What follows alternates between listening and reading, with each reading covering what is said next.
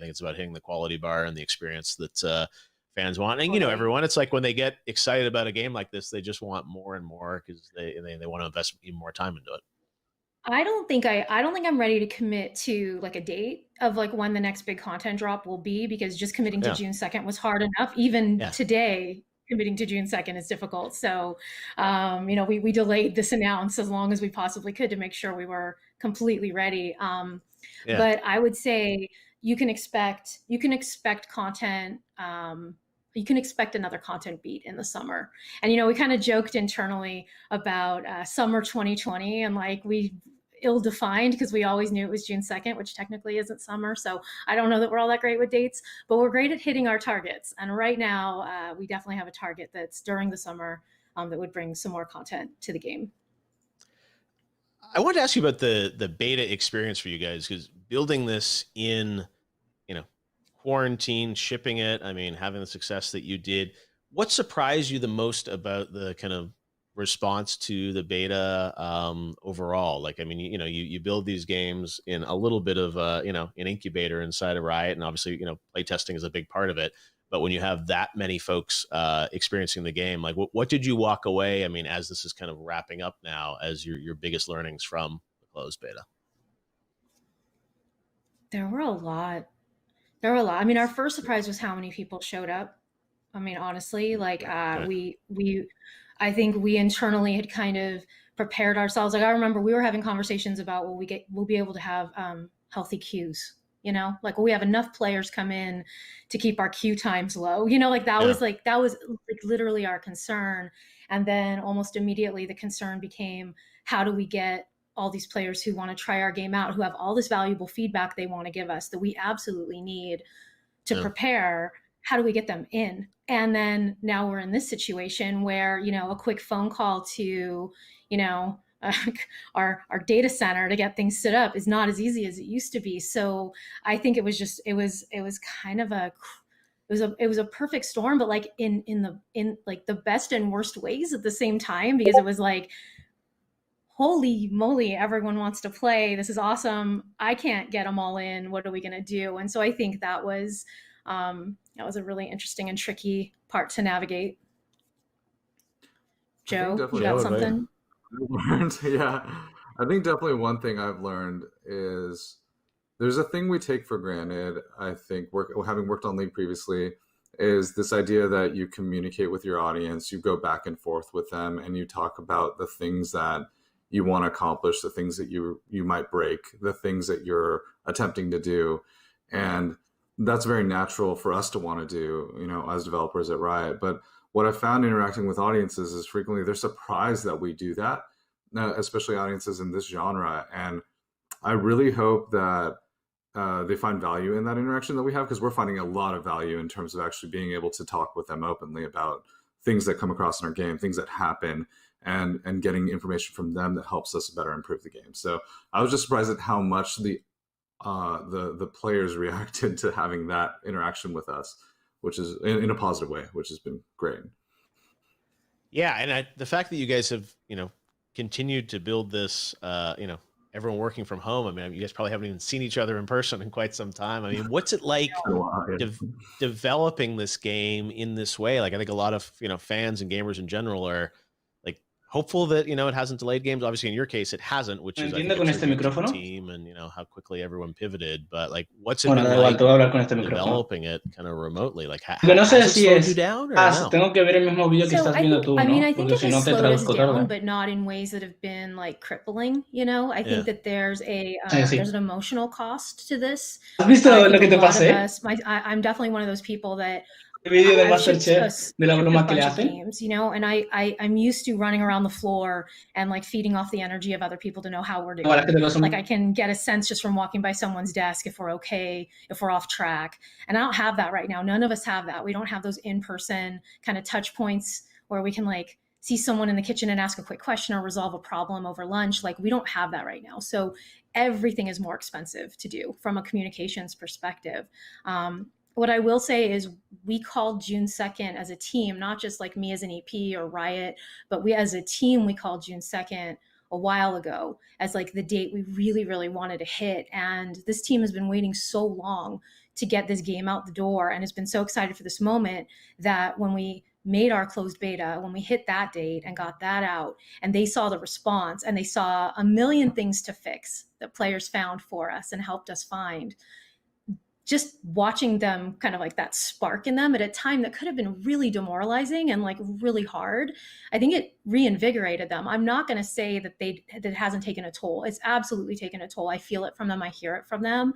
But if they didn't have this to look forward to, this moment, I don't know if it would have gone as well as it has. So I think they all probably thought I was crazy when I said we're still going to target June 2nd. At no point did we say let's just move it down, or let's it was like, no, let's hit it until we can't. And then I think they all rallied. I think they all did amazing. I know they're going to watch this. I think they all did an amazing job. I couldn't have asked for more in this situation. Yeah, it's again a tribute to the team of what you guys were able to to put together. And as these live service games go, this is really only day one. And I know there's sort of so much that has to be built and tweaked with the community as you go on. In my Twitter feed, a lot of people wanted to talk about Vanguard and kind of understand that. And I know it's something that is probably a frequent question that you get about that. Maybe since this is a wide audience and you can talk a bit about it, like maybe just give us the philosophy of like anti-cheat, why that's important and why that's needed, and just give people kind of an explanation. There's a lot of kind of like misinformation out there as well about it. Están hablando de una actualización y tal, ¿no? Y van a avisar al de algo. I think the most complicated thing about anti-cheat is people think, the most common misperception I would say I come across with anti-cheat is people think it's a one and done deal. Like you can create a wall that protects all cheats from coming in. But cheat creators are fairly sophisticated. They're pretty intelligent people, and so when challenged, they Víctor, ¿estás en Twitch también? Iterate just like game developers do on the software that they're making. And so part of anti-cheat is creating a baseline that lets you continuously evolve your anti-cheat efforts on top of it. I would say our team is doing an excellent job staying on top of the problem and continuing to Pero hay 3 personas viéndote ahora mismo. It's a long war we're going to be in as long as we're a service. And the best thing we can do is constantly stay vigilant and respond as fast as we possibly can. We've learned to definitely do a lot more of that as we've gone along. Now, Vanguard as a specific anti-cheat solution is one we took that's slightly more aggressive than other solutions that exist, but it's because cheats these days can occur at almost any layer of programming inside of your machine, whether it be at the kernel level or the system basic level, or all the way up to a surface level. And so we want to make sure that we're creating a system that can prevent those cheats at every level from coming in and disrupting the game and disrupting the fairness of the game. Yeah, no, it's one of those things that, as you said, like in order to get at the cheater, you obviously have to go, right to the core. Pero están diciendo algo en plan de que no va a salir en todas las regiones o algo así. They're precious about their machine and sort of like what access a game gets, but it sounds like one of those things where you said it's like you have to be a balance, right? Because it's like you want to keep it fair, but also you want people to feel like you're not invading them in some way. Exactly, and we've done a lot of work to make sure that invasion is definitely not happening. We're not taking any data from their machine. We're just monitoring things that could be invasive to the game cycle. And so the actual anti-cheat system doesn't report actually anything back to us from the user's machine. It just simply is there to monitor the game. So yeah. No, well, it's one of those things that's everyone cares so much because they're playing the game, and lots of people are installing it and playing it, and obviously, it's going to lead to, I think, some amazing, competitive moments, I think, throughout the summer as well, because everyone's hopefully on level playing ground. It's a controversial approach, and we've definitely seen it, right? Like we're not blind to the conversations that are going on around it. We've been very transparent about it, and we've been very honest about it. And I think a lot of people have been questioning some of the articles we've put out or the talking points we've had around this.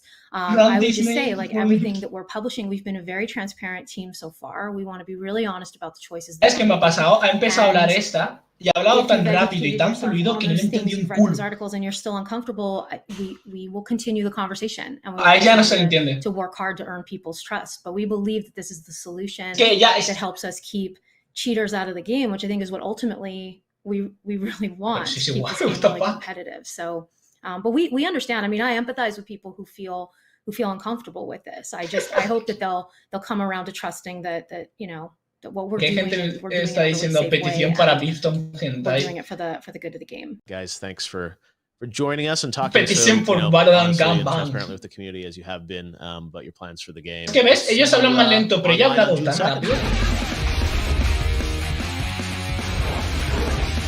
¡Ey! Y agosto de 2020. Now comes the fun part. So let's talk about our next console. Este verano.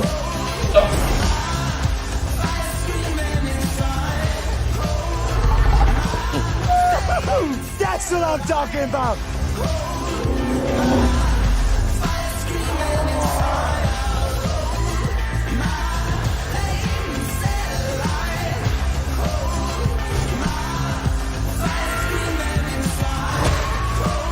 ¿Te imaginas? Lo filtran a que van a hacer un festival de juegos.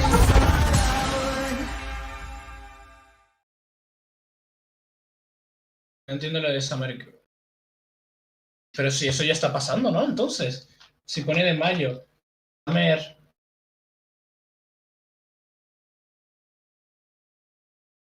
La puta mierda, si solo no están hablando de cosas técnicas.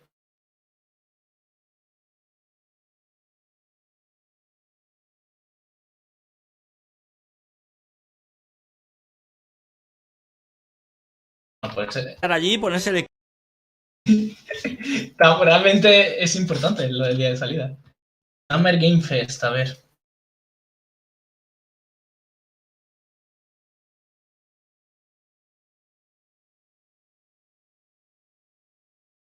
En el chat.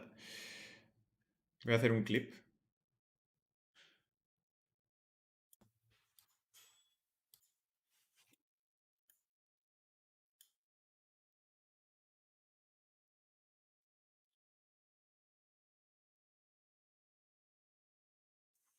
Ah, por eso han rebajado los...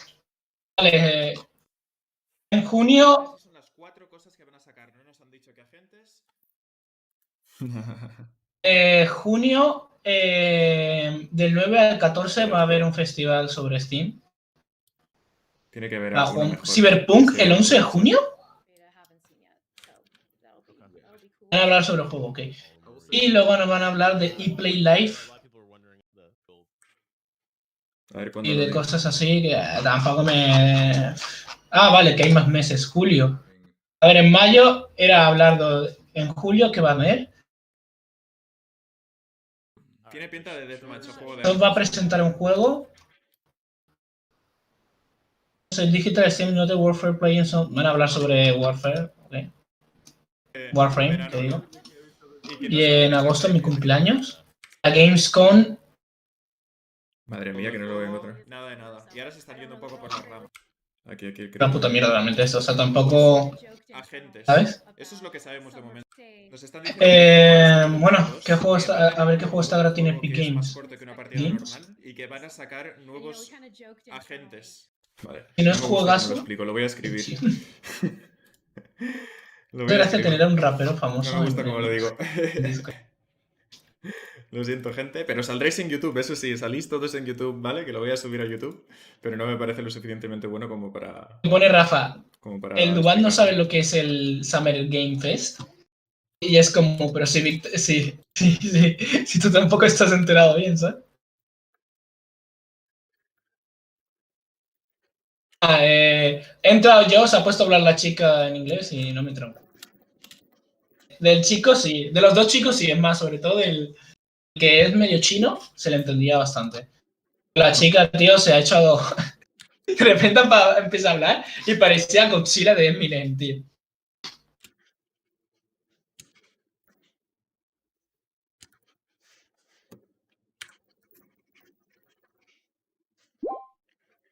Muchas gracias por el sub, Juan Luich. Bienvenido a la familia Crack. No, pero tú ahora, Víctor, vas a ser el segundo año de ciclo medio, ¿no?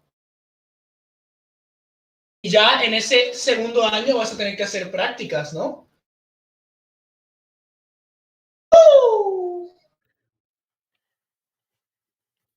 O sea, ¿cuándo puedes empezar? Ostras, espérate, están regalando Civilization.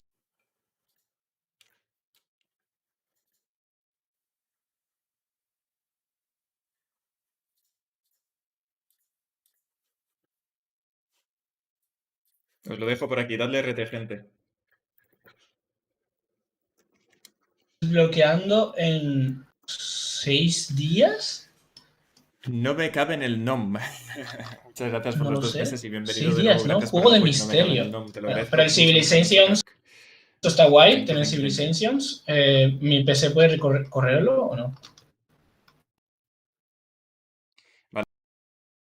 Still waiting to play.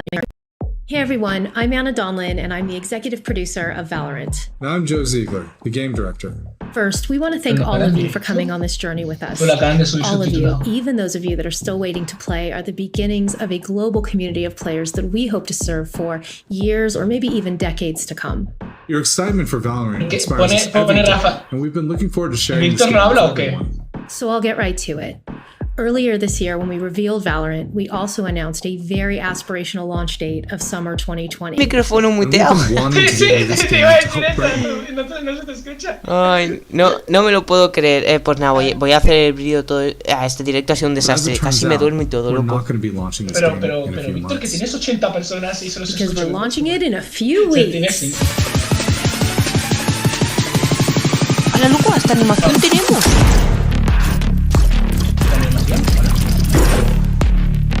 ¿Qué pasa? ¡Hala, loco! Mira ese trocito de animación. Espera, ¿esto está cargando? Nada, Rafa, tenía el micrófono muteado. ¿No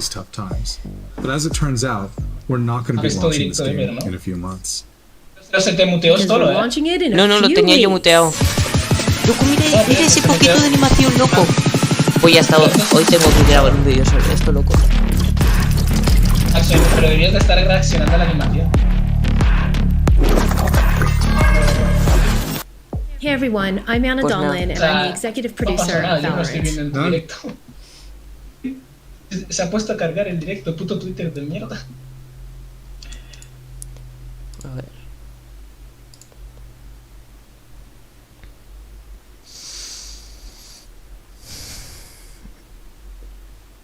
Pues nada, pues eso.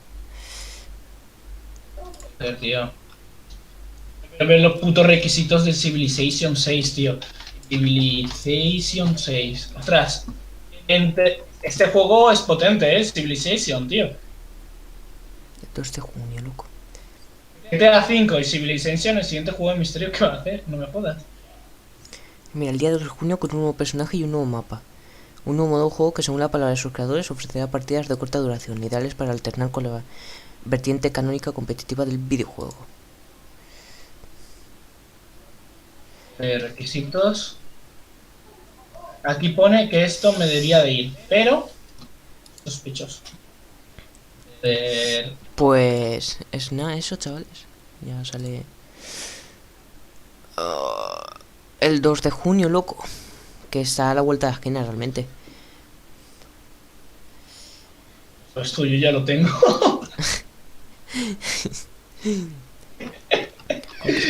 No obstante esta noticia. Realmente, ¿tú has visto los memes de, en plan, el que compró GTA V el día antes de que saliera gratis? Realmente, ¿sabes qué eso habrá pasado, sabes? ¿Qué habrá pasado? Personas en el mundo que les habrá pasado. Pobrecillos que nos haya comprado. Estadística, tío. Unos ganadores los que lo han conseguido gratis. Lo tengo gratis ahora. Lo voy a jugar porque es otra cosa. Víctor, ¿sabes que hay una cosa que se llama mini PC? Sí. Y en MediaMarkt es carísimo. Es como comprarte un PC. En MediaMarkt es como comprarte un PC. O, por ejemplo, el que está siendo más vendido en Amazon tiene 8 GB de RAM, Intel Core i5, espacio, pues bueno, lo normal, y vale 200 euros. ¿Sabes? O sea, entiendes que algo así valdrá 600, 700 euros de normal, ¿no? En un portátil o un PC. Y espera, ¿tenía Intel Core i7? No lo sé.